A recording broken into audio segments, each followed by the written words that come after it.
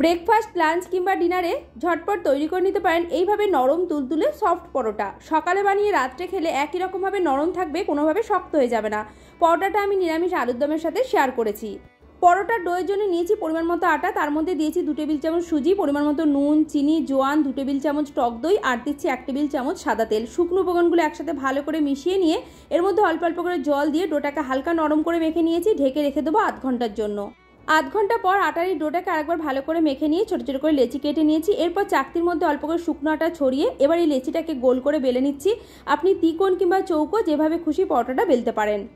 Nonstick pan আগে থেকে ভালো করে গরম করা ছিল। পরোটাটা দিয়ে এপিট ওপিট ভালো করে সেঁকে নেওয়ার পর দিয়ে দিলাম ঘি। এর বদলে আপনি সাদা তেলও দিতে পারেন। তারপরে উল্টে পাল্টে লাল লাল করে ভেজে এটাকে তুলে নিচ্ছি।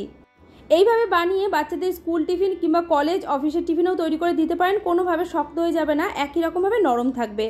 সবকটা পরোটা ভাজা হয়ে গেছে, এগুলোকেও তুলে নিলাম।